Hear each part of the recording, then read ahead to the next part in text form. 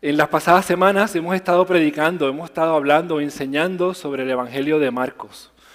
Así que les voy a invitar a cada uno de ustedes a que busquen en sus Biblias Marcos capítulo 6. Hoy vamos a estar con una porción extensa de la palabra de Dios. No la vamos a leer completa, yo voy a leer los versos iniciales, pero antes de eso, para beneficio de aquellos que nos están visitando, yo quiero hacer un breve repaso de lo que hemos visto en las pasadas semanas que hemos estado predicando sobre este Evangelio. Cuando comenzamos esta serie, comenzamos anunciando lo que el Evangelio de Marcos anuncia, que Juan el Bautista estaba predicando una noticia, un evangelio, el bautismo del arrepentimiento. Y cuando Jesús entra en el escenario, comienza diciendo que el reino de los cielos se ha acercado. Cree y arrepiéntete. Son esas palabras iniciales en Marcos 1:15. Y una vez Jesús anuncia eso, comienza un caminar de Jesús por la región donde Él ejerce su ministerio. Yo quiero que a manera de resumen vean algunas de las cosas que Jesús ha realizado en estos pasados capítulos que hemos leído su historia. Lo primero que hace en el capítulo 1 es que expulsa un demonio de una persona que estaba en la sinagoga. Luego sana a la suegra de Pedro. Luego sana a muchas más personas en la región, en la ciudad de Capernaum. En el capítulo 1 continúa sanando a un leproso. En el capítulo 2 comienza sanando a un paralítico. Luego sana a una persona con una mano deforme. Siguen los testimonios en el capítulo 3 de cómo Jesús está sanando. En el capítulo 4 escuchamos al pastor Ortiz hablar sobre cómo Jesús calma la tempestad con simple decirle calma y la tormenta. Luego, al cruzar el lago, expulsa una legión de demonios que están en la vida dentro de este hombre. Sana la mujer del flujo de sangre que había estado 12 años padeciendo de esta enfermedad. Y por último, al final del capítulo 5, resucita la hija de Jairo, de 12 años que acababa de fallecer. Es indudable que el objetivo del autor de este evangelio es dejarle saber a todo el mundo de entrada, cuando comenzamos a leer esta carta, que Jesucristo tiene poder. Punto. Y lo digo de esta manera porque según hemos escuchado este evangelio, nos hemos dado cuenta de la evidencia del poder de Jesús, de las buenas noticias, de lo increíble de la obra de Jesús sobre cada una de estas personas que hemos escuchado aquí. Nos hemos asombrado con algunas de estas cosas y según uno lee este evangelio al principio, uno dice, ¿cómo una persona que sabe que Jesús tiene el poder para sanar, para levantar, para ayudarte, para proveerte? Jesús puede hacer tantas cosas en nuestra vida. ¿Cómo pueden haber personas que no crean en el Evangelio de Jesucristo? Yo me lo pregunto, habiendo experimentado el perdón de Dios, el cuidado de Dios y saber la provisión de la familia de Dios en la iglesia sobre mi vida y lo bueno que ha sido con Dios conmigo toda mi vida, y no quiere decir que no hayan habido momentos de dolor, difíciles, terribles tormentas hemos enfrentado en algunos momentos. Al final del camino podemos decir que Dios siempre ha sido bueno. Dios siempre ha sido bueno. Pero todavía hay personas que no creen. Y Jesús le pasó lo mismo. Vamos al capítulo 6, a leer los primeros versos. Dice el verso 1, salió Jesús de allí y fue a su tierra en compañía de sus discípulos. Cuando llegó el sábado comenzó a enseñar en la sinagoga. De dando sacota tales cosas, decían, maravillados muchos de lo que oían. ¿Qué sabiduría es esta que se le ha dado? ¿Cómo se explican estos milagros que vienen de sus manos? ¿No es acaso el carpintero, el hijo de María, y hermano de Jacobo, de José, de Judas y de Simón? ¿No están sus hermanas aquí con nosotros? Y las personas se escandalizaban a causa de él. Por tanto, Jesús les dijo, en todas partes se honra a un profeta, menos en su tierra, entre sus familiares y en su propia casa. En efecto, no pudo hacer allí ningún milagro excepto sanar a unos pocos enfermos al imponerle las manos, y él se quedó asombrado por la incredulidad de ellos. Esas palabras apenas son el inicio de la historia que vamos a estar escuchando en el día de hoy. Simplemente a manera de trasfondo, hace 2 semanas que fue cuando último yo prediqué sobre esta carta, estábamos cerca de la región del norte del mar de Galilea, y Jesús con sus discípulos se movió al mapa donde ustedes ven señalado el área de Nazaret, que es el lugar donde Él ha crecido, donde Él se encuentra. Y nos encontramos con un retrato bien interesante de lo que es la vida de Jesús.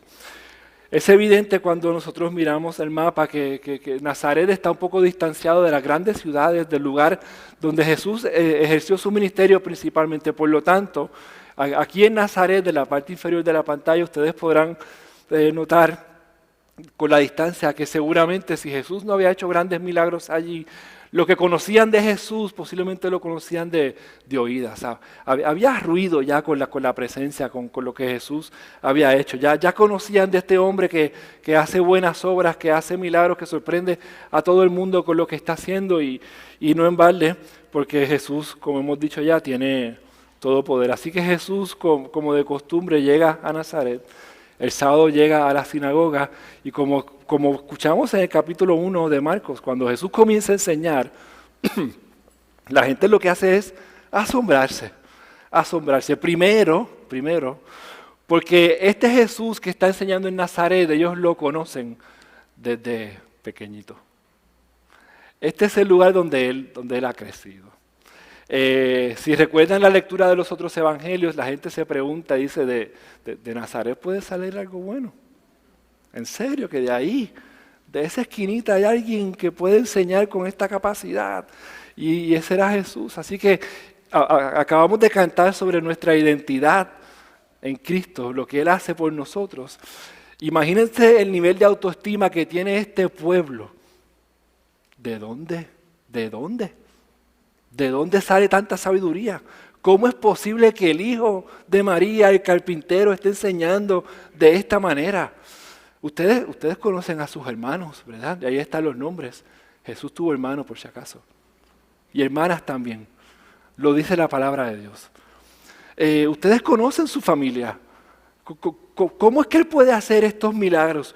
¿Cómo es que Él puede hacer estas cosas? Así que no es difícil nosotros tal vez entender la emoción de estas personas que están maravillados con la capacidad de este hombre de enseñar. Seguramente ellos vieron a un Jesús salir y allá se bautiza y allí viene el Espíritu Santo, y ven a otros regresar haciendo milagros, enseñando con la autoridad, como dice Marcos capítulo 1. Ellos están maravillados, pero esa maravilla, ese asombro que ellos están enfrentando o sintiendo realmente no les dura mucho, porque ese asombro rápidamente se transforma en incredulidad. ¿No es este el hijo del carpintero?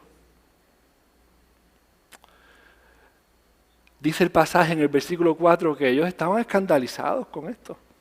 No es un escándalo, literalmente. Y no es solamente esto, es la realidad que ni siquiera su familia le cree. Ni siquiera su familia le cree. Les quiero mostrar algunas de las realidades que nosotros encontramos en la Escritura de lo que piensa su familia de Jesús. Juan capítulo 7. Falta poco tiempo para que llegue la fiesta judía. Deberías salir de aquí, le dicen los fariseos, para que tus discípulos vean las obras que realizas, porque nadie que quiera darse a conocer actúa en secreto. Ya que haces estas cosas, deja que todo el mundo te conozca. Lo cierto es que ni siquiera sus hermanos creían en él.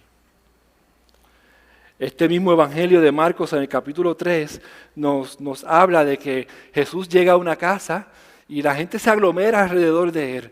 Tanta gente que ni siquiera podían comer él y sus discípulos. Y cuando se entera su familia, salieron a buscarlo, a hacerse cargo de él, porque Jesús, aparentemente según ellos, no estaba fuera de sus cabales, estaba fuera de sí. Más adelante, en ese mismo capítulo, llegan la madre y los hermanos de Jesús, vienen a buscarlo. Se quedaron afuera y mandaron a alguien a decirle, mira, dile a Jesús que vinimos a buscarlo, que le baje, bájale dos, le están diciendo, básicamente. Tu madre y tus hermanos están afuera y te buscan. ¿Y cómo responde él? ¿Quiénes son mi madre y mis hermanos? Los que me obedecen. ¿Qué respuesta es esa? Su familia no cree en él. Aquellas personas que han venido, que él ha venido a bendecir, no creen en él. ¿Alguna vez te has sentido así? Esta mañana estaba compartiendo con una de las clases de Ali de nuestra iglesia y les decía que hay veces que uno como predicador a veces está semana tras semana enseñando algunas cosas y uno lo repite y lo machaca y lo comparte y cualquier espacio de conversación uno puede enseñar algo y de momento viene alguien que no es parte de la iglesia y dice exactamente lo mismo que uno dijo. ¡Wow! ¡Qué tremendo mensaje! ¡Qué tremenda palabra! Y uno dice, pero yo no llevo diciendo eso como 4 semanas. Nadie es profeta en su tierra. Nadie es profeta. Así mismo le pasó a Jesús. Pero en la vida de los hermanos no siempre fue así. Está documentado que los hermanos de Jesús no creían en él, pero ellos todos tuvieron un encuentro con Jesús luego de ser resucitado. Y por lo menos en el Nuevo Testamento se registra que uno de ellos, luego de ver la realidad del Cristo que se ha levantado de entre los muertos, su vida es transformada. El apóstol Pablo en su carta a la iglesia en Gálatas dice, en su proceso de conversión, que cuando él regresa a Jerusalén, no vio a ninguno de los otros apóstoles, solo vio a Santiago, uno de los hermanos de Jesús. Más adelante dice en el capítulo 2 que Santiago, Cefas y Juan eran considerados columnas de la iglesia en ese primer momento. Y abajo ustedes pueden ver otras citas que hablan del ministerio de Santiago en el Nuevo Testamento. ¿Por qué? Porque él pudo entender que Jesucristo levantado de los muertos es el Salvador de nuestras almas. Es el que tiene todo poder y a quien puedo entregarle el resto de mi vida. Volvemos aquí a Marcos capítulo 6. Jesús está allí enseñando, la gente está dudando, sorprendidas, asombradas de mala manera, y Jesús se da cuenta que su ministerio en ese lugar posiblemente ha llegado a su fin. En todas partes se honra a los profetas, excepto en tu tierra, en tu casa y en medio de tu familia. Lo interesante de este pasaje no es el hecho que él diga eso. Es que si ustedes se fijan en el versículo 5 de Marcos, dice que Jesús, a pesar de que ha hecho grandes milagros allí en las diversas ciudades, en Marcos 6:5 dice que Jesús no pudo hacer milagros allí, excepto sanar unos pocos enfermos a quien él impuso sus manos. Y Jesús también se asombró. Se asombró de la falta de fe de ellos. Dato interesante. En el Nuevo Testamento se registra en 2 ocasiones el asombro de Jesús. La primera ocasión que se registra ese asombro es en Mateo capítulo 8 y en Lucas 7:9. Es el encuentro de Jesús con el centurión. El centurión se acerca a Jesús y pide que sane un siervo. Y Jesús le dice, está bien, yo voy a tu casa. Y él le dice, no tienes que ir. Yo soy un hombre militar. Yo sé lo que significa que alguien dé órdenes y los otros la siguen. Así que tan solo di tú la palabra y él va a ser sano. Y dicen esos versículos que Jesús se asombra ante la fe de este gran hombre. Y dice que no hay mayor fe que la fe del centurión. Hace 2 semanas vimos la fe de esta mujer. 12 años sufriendo del flujo de sangre. Y única esperanza, lo único que puede resolver su vida es ir y tocar el manto de Jesús. Y esconderse. Y tal vez hasta arrastrarse para tocar un poquito del manto. Y esa fe sanó su enfermedad. Vimos la fe de Jairo. Este administrador de la sinagoga, tal vez humillándose ante sus correligionarios, yendo a donde Jesús para que sane su hija. Su hija es levantada de entre los muertos. Pero el pueblo donde Jesús creció y nació, no hay fe. No hay milagros. Quiere decir que nosotros aguantamos el mover de Dios. Esta semana los ancianos de la iglesia tuvimos una conversación interesante sobre eso del tema de la sanidad. Hablando sobre cómo nosotros nos acercamos hasta este tema. Y aunque no voy a entrar en la realidad, en el detalle de la conversación, todos luchamos con eso. ¿Qué es lo que quiere hacer Dios?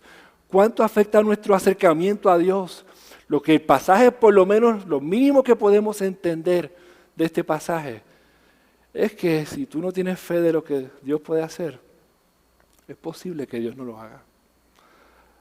Tampoco estamos hablando de la superfe, de que tú declaras y reclamas que lo que tú dices Dios lo va a hacer, pero hay un misterio entre nuestra confianza y la voluntad de Dios que nos obliga a mirar a Jesús, postrarnos delante de Él y a lo menos reconocer, tú tienes el poder, tú puedes hacerlo, yo sé que tú quieres sanar, o liberar, o restaurar, o reconciliar, hazlo. Jesús se asombró de la falta de fe de este pueblo, no es una persona, de un pueblo, de su pueblo natal, estaban frustrados. Y a veces yo pienso que nosotros somos de la misma manera. Cuando yo comencé a estudiar en el colegio de Mayagüez hace unos cuantos añitos atrás, recuerdo cuando yo era prepa, o primer año, que llegué a algunas de mis clases y comenzaron a los prepas a asustarlos con el cuento de este profesor de humanidades que el primer día de clase lo que hacía era que llegaba al salón, apagaba la luz y decía, si Dios existe, que se prenda. Aquí hay otros que parece que han experimentado lo mismo. Y uno, novatito, dice, pues ¿qué yo hice? Pues yo me quité de las clases de humanidades porque yo no quería coger clase con ese profesor. A veces nosotros hacemos lo mismo. No como lo hace el profesor, pero te has encontrado alguna vez diciendo, si en verdad tú existes, sana a esta persona. Y ponemos a Dios como contra la espada y la pared, casi diciendo, pues si tú no lo haces, tú no eres real. Te cambio la pregunta o la declaración. ¿Alguna vez tú le has dicho a Dios, en ese momento donde estamos desesperados, que Dios haga algo por nosotros?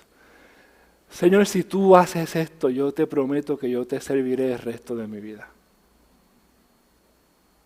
¿Cuánto hemos levantado la mano así? ¿Verdad que sí? ¿Cuánta evidencia es suficiente para que tú vengas a creer en Jesús? ¿Cuánto Dios tiene que demostrarte o enseñarte para que tú puedas entender que Él te ama? ¿Qué tiene que pasar para que tú te convenzas de que Dios es real, de que Jesucristo es una persona histórica, que murió en la cruz del Calvario y resucitó de entre los muertos, y por eso es que hoy podemos adorar y ser salvos? Nosotros, en nuestro deseo de querer continuar viviendo de la manera en que estamos viviendo, lo que hacemos es que nosotros mismos derrotamos nuestras premisas y decimos, es que para que yo venga a donde ti, tú tienes que hacer esto. Como la gente de Nazaret. No creemos. Se nos olvida que ya Dios se dio a conocer. Dice Romanos 1:20 que a través de la creación lo conocemos. ¿Tú quieres saber cuánto Dios te ama? Mira la cruz del Calvario. ¿Tú quieres saber cuánto Jesús tiene poder? ¿Cuánto poder tiene Jesús? Lee los evangelios. Ya Él se dio, ya Él mostró, ya Él dijo, ya Él hizo. ¿Qué más tú necesitas? ¿Qué hizo Jesús ante la incredulidad? Pues se fue. Se fue. Abandonó Nazaret. Y aquí comienza la segunda parte de esta historia que yo creo que es importante para todos nosotros. Es que Jesús va a Nazaret con sus discípulos y se encuentra una pared de incredulidad. Gente que no, a pesar de lo que Él ha hecho, no creen en Él. Y Él simplemente pues continúa con su misión. Los versos del 7 en adelante nos relatan la historia de lo que hace Jesús con sus discípulos. Cuando Jesús llega allí, en este momento en la historia, Jesús los envía a través de la región de Nazaret, a tal vez algunos pueblos como esos que están ahí al lado, a continuar la misión que tienen los discípulos. Y Jesús les da algunas instrucciones a ellos que son importantes para nosotros. En el versículo 9 de este capítulo dice, lleven sandalias, pero no 2 mudas de ropa. Cuando entren en una casa, quédense allí hasta que salgan del pueblo. Y si en algún lugar no los reciben bien o no los escuchan, al salir de allí, sacúdanse del polvo de los pies como un testimonio en contra de ellos. A nosotros se nos olvida que Jesús vino con una misión y Jesús vino con un objetivo. ¿A qué vino? A predicar buenas nuevas. Él vino a buscar y a salvar a aquellos que se habían perdido. Él vino a predicar un mensaje, como lo hizo Juan, de que creas y te arrepientas.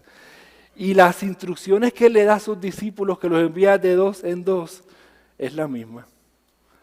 Vayan y prediquen ese mensaje. Pero antes de eso, les dice, no lleven nada que se convierta en una carga para la misión que ustedes tienen. ¿A cuántos de ustedes les gusta irse de vacaciones?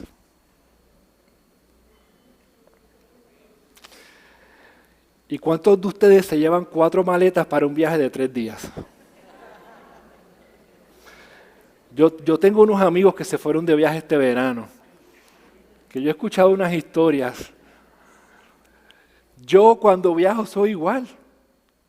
Me llevo el doble de la ropa que yo necesito. Y después estoy pensando, pero cuando llego a mi casa, pero ¿por qué yo me llevé todo esto? ¿Para qué si no lo usé?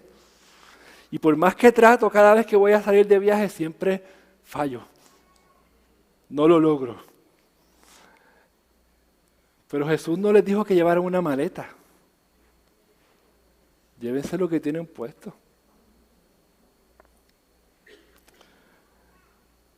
Porque Él sabe que nuestro equipaje impide nuestra misión. Yo quiero que tú mires tu vida, y aquí tal vez le estoy hablando por un momento a los que son miembros regulares y asistentes de nuestra iglesia. ¿Qué impide que tú cumplas con la misión de Dios en tu vida?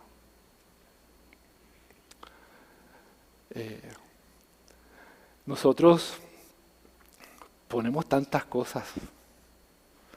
La misión de Jesús es simple. Vayan y hagan discípulos. ¿Qué lo detiene? Nosotros decimos que es que no tengo tiempo, es que la familia, los deportes, el cansancio. ¿Qué impide? Jesús les dijo a estos 12, no se cambien, váyanse.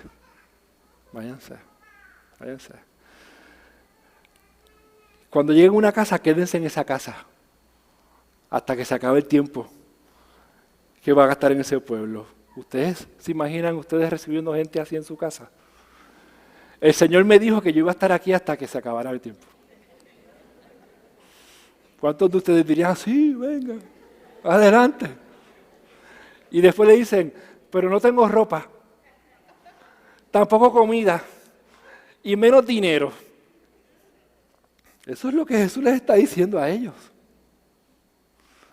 Y aunque tal vez no podemos reír al respecto, Jesús lo que les está diciendo es, vayan a cumplir la misión que yo les estoy dando. Y lo que Jesús les está enseñando es, yo me encargaré de ustedes. Dios se va a mostrar.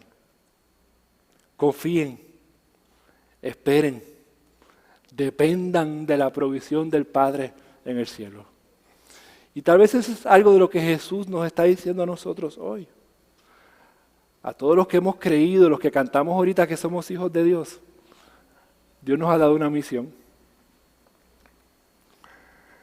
¿Qué impide? Tal vez el problema somos nosotros mismos, que no queremos depender, que no queremos confiar, que no sabemos esperar y queremos controlar la misión de Dios, que se acomode a nuestra manera, a nuestro tiempo, cuando yo digo, cuando yo lo hago. Jesús los manda con una misión y les da autoridad sobre la enfermedad y los espíritus. Jesús los manda, los equipa. Todo lo que ustedes necesiten se los voy a dar. Pero también Jesús los envía con un mensaje. Con un mensaje. Marcos 1:12, 6:12. Los 12 salieron y exhortaban a la gente a que se arrepintieran. Si tú tienes una Biblia, subraya eso. Y hazle un circulito al también. Porque el también es que, eso es otra cosa que ellos hacían, en adición a, no era lo más importante. Esas son las señales del reino de Dios que están apareciendo. También expulsaban muchos demonios y sanaban muchos enfermos cuando los ungían con aceite, pero la misión de ellos era ¿qué? Predicar un mensaje de arrepentimiento. Esa es la esencia del Evangelio. Eso es lo que hacía Juan el Bautista en el bautismo de arrepentimiento. Eso es lo que dijo Jesús otra vez en Marcos 1:15, cree y arrepiéntete. Esa es la misión de los discípulos cuando Él los envía por los pueblos. Vayan y prediquen un mensaje de arrepentimiento. Y a veces yo me pregunto si ese es el mensaje que nosotros individualmente estamos predicando a las personas cuando les hablamos de Jesús.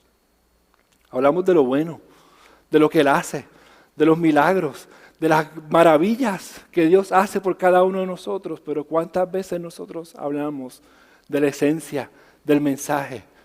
Cree y arrepiéntete. ¿Qué significa esto de arrepentimiento? Pues cuando hablamos de que Jesús los envía a predicar este mensaje, Jesús los envía a que reconozcan o que reconozcamos que todos somos pecadores.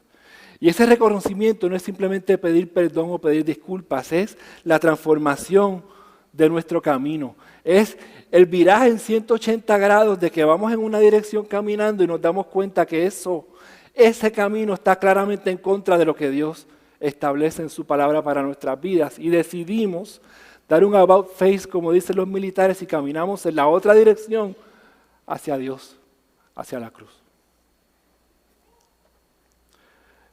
Pedir perdón o pedir disculpas no es lo mismo que arrepentirse. Lo repito. Pedir perdón es decir, ay, mala mía, me equivoqué, pero es que si tú no hubieras hecho esto, si no hubiera pasado esto otro, es casi decir, perdóname, pero realmente esto es tu culpa. Pedir perdón no es lo mismo que arrepentirse. Arrepentirse es cambiar de dirección. Hay un puritano llamado Thomas Watson, que escribió que el arrepentimiento es una gracia del Espíritu de Dios, por la cual un pecador es interiormente redarguido y exteriormente, visiblemente reformado. Hay algo que se muestra en nuestras vidas cuando nos arrepentimos de nuestros pecados en contra de Dios, que somos transformados. Y nosotros tenemos que recordar que nuestra responsabilidad es predicar un evangelio que te invita a cambiar tu estilo de vida, que te indica que tú no sigas viviendo como te da la gana y que hay un manual de instrucciones, la palabra de Dios, que Dios nos la ha dejado como nuestra regla de fe, que nos dice, así es que vive el pueblo de Dios. Que en algunos momentos son cosas medias confusas y complicadas para nosotros, pero así es que vive el pueblo de Dios. Y nosotros exhortamos a la gente sin usar una violencia, ni acusarlos, ni aplastarlos, como podemos escuchar en otros lugares. Eso no es lo que Dios nos invita a hacer, pero sí nos ordena a que prediquemos este mensaje que necesita y requiere una respuesta tuya en arrepentimiento. Los discípulos salieron y predicaron y cumplieron la misión de Dios. Pero el capítulo luego continúa enseñándonos una historia del costo que tiene predicar ese mensaje de arrepentimiento. Comenzamos en el versículo 14, si me acompañan, y les presento a Herodes. Les presento a Herodes.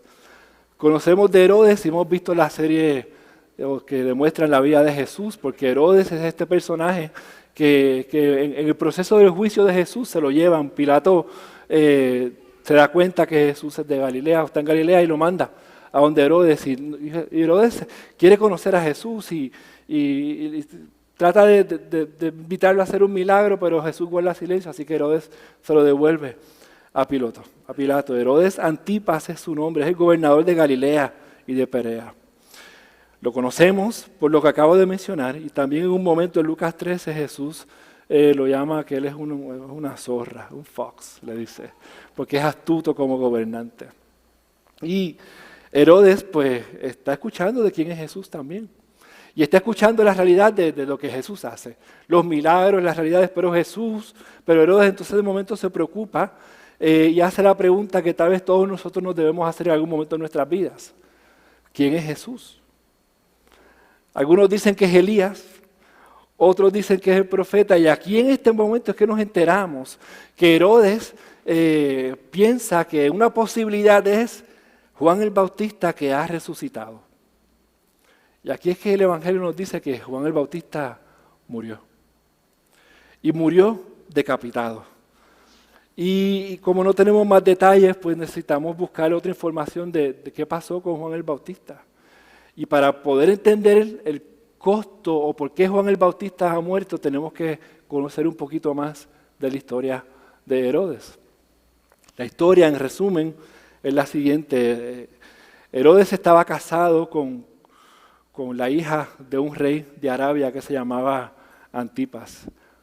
Y durante un viaje a Roma, Herodes se queda en casa de su hermano. Y mientras está hospedándose en casa de su hermano, se enamora de la esposa de su hermano. ¿Y qué ocurre? Pues las dos familias se rompen, los matrimonios se quebrantan y se separan, y entonces Herodes termina casado con Herodías. Y aquí es que entra Juan el Bautista. Porque cuando Juan el Bautista conoce la historia de Herodes, ¿qué ustedes creen le dice Juan el Bautista? ¡Ey! Eso no está bien. Tú estás viviendo mal. Eso no cumple con la ley de Dios. Y tal vez nosotros decimos, pero es que la Biblia, la ley de Dios no dice eso. Pues el Levítico dice que nadie se acercará a ningún pariente cercano para tener relaciones sexuales con él o con ella. Dice Dios. Más adelante dice que si alguien tiene relaciones sexuales con la esposa de su hermano, comete un acto de impureza. Ha deshonrado a su hermano y los dos quedarán sin descendencia.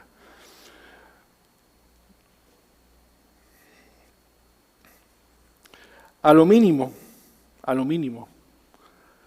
podemos decir que hay una ética sexual para la vida del ser humano de cosas que pueden hacerse, cosas que no pueden hacerse. Lo que la Biblia enseña en la ética sexual de cada uno de nosotros es que El sexo es de Dios, es creado por Dios, es bueno, es espectacular. Para disfrutarse dentro de la unión matrimonial, hombre y mujer. Cualquier expresión de la sexualidad humana fuera de eso va en contra de lo que dice la palabra de Dios. Y tal vez cuando escuchaste la historia de Herodes tú dijiste, está bien, pero eso no me aplica a mí. Herodes está por allá bien lejos porque sí, claro que sí, que tenga relaciones con su cuñada, imagínate, terrible. Sí, pero es que no es solo eso. Hoy en día la guerra cultural que estamos viviendo requiere que nosotros por lo menos recalquemos que hay una ética sexual para el ser humano, hay algo que está permitido por Dios y lo que está fuera del alcance de Dios, pues es incorrecto. Y ese es el mensaje de Juan el Bautista para Herodes. Hey, tú estás mal delante de Dios. Y lo que tú estás haciendo se llama pecado. El versículo 20, fíjense, que dice que Herodes respetaba a Juan el Bautista y lo reconoce como un hombre justo y santo. Y se confundía, que estaba desconcertado cada vez que lo escuchaba, porque cada vez que Juan el Bautista hablaba, le recordaba, tú estás mal y tú tienes que corregir tu vida delante de Dios. ¿Qué ocurre? Herodes celebra una fiesta, la hija de su esposa viene, le baila a todos los asistentes, él se emociona y le dice, esto estuvo tan bueno que lo que tú me pidas yo te lo voy a dar. Y la niña va a su mamá y le dice, ¿qué le pido? Carta abierta. Y la mamá, que estaba cansada que le dijeran que estaba mal, que lo que estaba haciendo era incorrecto, que era una pecadora y eso no era la manera correcta de vivir delante de Dios y de la gente, le dijo la cabeza de Juan. ¿Qué hizo Herodes? Qué difícil decisión. Temía disgustar a su esposa y quedar mal con los que estaban allí.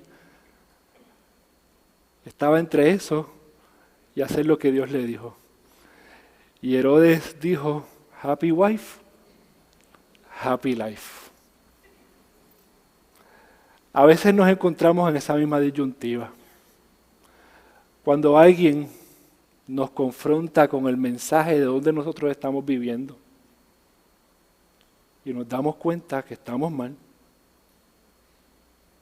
Y la invitación es ¿a qué? A arrepentirnos. Pero nosotros no tenemos la capacidad de hacerlo. ¿Por qué? Porque como Herodes queremos seguir complaciendo a otros. O queremos seguir complaciéndonos a nosotros mismos. Y no queremos responder al claro llamado de arrepentimiento de Dios, de cambiar nuestra manera de vivir, que va claramente en contra de lo que Dios establece en su palabra, porque preferimos seguir haciéndolo como queremos. ¿Qué hizo Juan el Bautista incorrecto? Él fue obediente. Él cumplió con lo que Dios le puso al frente. Señaló, exhortó y le costó la vida. Le costó la vida. ¿Podremos nosotros decidir igual? Aquí hay dos cosas. Ya me he extendido en tiempo. Por un lado, para el que ya es cristiano, ya es seguidor de Jesús, ese recordatorio de que nuestra misión es predicar la noticia de que en Jesucristo nosotros encontramos el perdón para nuestros pecados. Es la invitación a que nosotros venimos como estamos, pero no nos quedamos igual. Que tenemos que cambiar nuestra manera de vivir. Y que lo mejor que ofrece Jesús es la realidad de que ese cambio está acompañado por su gracia, por su poder, por su Espíritu Santo que no nos abandona, que nos ayuda y nos fortalece para lograr llegar al punto donde Él quiere y anhela que nosotros estemos viviendo. Pero hace falta arrepentimiento. Es requerido un cambio de dirección. Por el otro lado, están aquellos que semana tras semana tal vez escuchan ese mensaje. Y saben lo bueno y lo malo. Pero escogemos vivir como estamos. Porque como Herodes queremos complacer a alguien.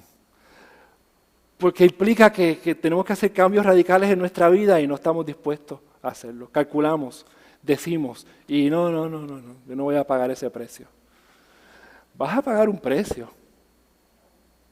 Eventualmente vas a pagar un precio. Lo que pasa es que estás tirando los intereses para atrás. Para el final del préstamo y te va a salir más caro. Vas a terminar con una deuda impagable.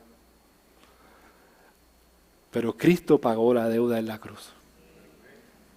Él tomó eso, lo hizo suyo y te invita a que te apropies de ese perdón y de esa realidad para tu vida.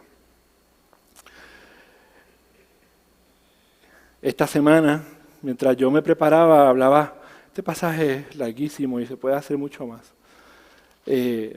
Uno conoce la realidad de que predicar el Evangelio de Jesucristo no siempre va a ser bien recibido. No siempre va a ser recibido. A Jesús lo criticaron, se le mofaron, lo traicionaron, lo crucificaron. A Juan el Bautista le picaron la cabeza. A ti tal vez te cueste algo en tu trabajo, en tu familia, algo no es fácil. Porque a nadie le gusta que le digan que están mal.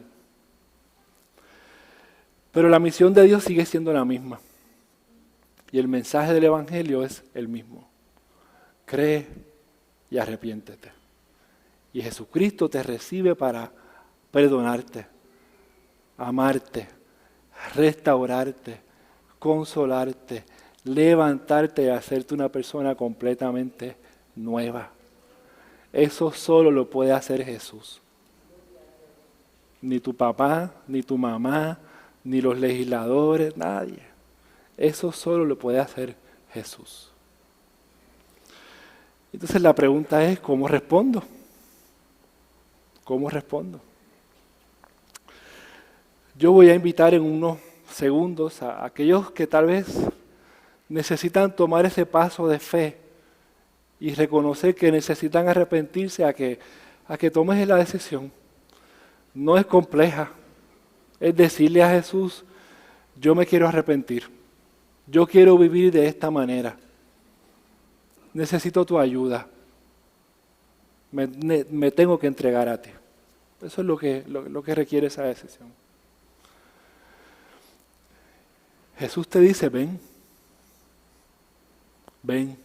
créeme que no te vas a arrepentir de tu decisión. Créeme. La otra invitación para mí es una exhortación a nosotros los que ya hemos creído, los que ya no hemos arrepentido, a que prediquemos este mensaje, a que no simplemente hablemos de los milagros y las cosas grandes que Dios hace, a que confrontemos con la realidad del Evangelio de Cristo. Cree y arrepiéntete. Señor, te damos gracias porque tu palabra siempre es nueva, fresca, y nos ayuda a conocernos. Nos revela dónde estamos, nos habla de quién tú eres, nos recuerda de lo difícil, de lo malo y de lo lejos que podemos estar de ti, de nuestra obstinación en querer y seguir viviendo de esta manera.